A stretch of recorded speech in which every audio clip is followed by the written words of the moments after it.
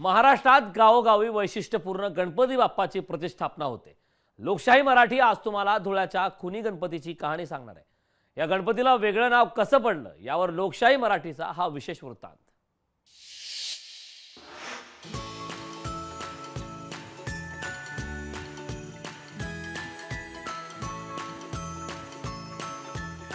महाराष्ट्रात गाव तिथं गणपती पाहायला मिळतो। प्रत्येक गणपतीला एक इतिहास आहे। धुळ्यातील ऐतिहासिक खुनी गणपतीच्या नावालाही इतिहास आहे। धुळ्यातील खुनी गणपतीला 125 वर्षाचा इतिहास आहे। हिंदू मुस्लिम ऐक्याचं प्रतीक असलेल्या या गणपतीला खुनी गणपती असं नाव पडण्यामागे एक घटना कारणीभूत आहे। 1985 साली या गणपतीची प्रतिष्ठापना करण्यात आली। गणपतीच्या विसर्जन मिरवणुकीत दोन समाजात वाद झाला। ब्रिटिशांनी दोन्ही गटावर गोळीबार केला। गोळीबारात अनेक जणांचा मृत्यू झाला। तब्बल 5 दिवस गणपतीची मूर्ती मशिदी समोरच होती। ब्रिटिशांनी हिंदू मुस्लिम समाजात समेट घडून आणला। या घटनेवरून गणपतीला खुनी गणपती असं नाव पडलं। ज्या मार्गाने गणपतीची पालखी जात होती त्या मार्गावर काही धार्मिक लोकांनी विरोध केला की मस्जिदीवरून ही पालखी मिरवणूक जाऊ नये।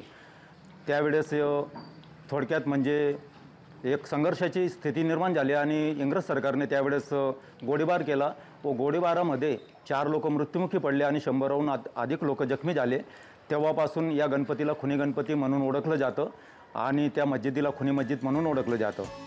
अनंत चतुर्दशीला नमाजची अजान होताना खुनी गणपतीची पालखी मशिदीच्या दाराच्या एकदम समोर येते। मशिदीतून गणपतीवर पुष्पवृष्टी केली जाते। मशिदीतूनच एक मौलाना येतो। तिथूनच आरतीचं तपकं आणि गुलाबाच्या फुलांचा हार आणून मशिदीतर्फे गणपतीची आरती केली जाते।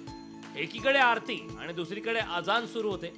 तिथे आरती झाली की गणपती विसर्जनासाठी मार्गस्थ होतो। मुस्लिम लोकांनी देखील गणपतीचे स्वागत करणं असो ते असो, आरतीचा देखील ते मौलवी त्या टायमाला कार्यक्रम घ्यायचे, आरती करायचं। म्हणून खुनी मस्जिदीजवळ पालखी आल्यानंतर मुस्लिम धर्मियांतर्फे देखील स्वागत करण्यात येतं गणपतीचं। म्हणून या गणपतीला हिंदू मुस्लिम एकतेचं प्रतीक म्हणून देखील ओळखलं जातं महाराष्ट्रामध्ये।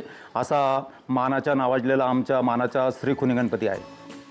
खुनी गणपतीच्या स्थापनेला वाद निर्माण झाला, पण हा गणपती हिंदू मुस्लिम एकतेचं प्रतीक म्हणून ओळखला जातो। प्रत्येक शहरात अशा गणपतीची प्रतिष्ठापना झाल्यास सणासुदीला अकारण निर्माण झालेले वादच होणार नाही।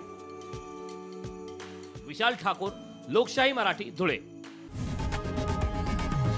लोकशाही मराठी ऐका, पहा, जागरूक रहा।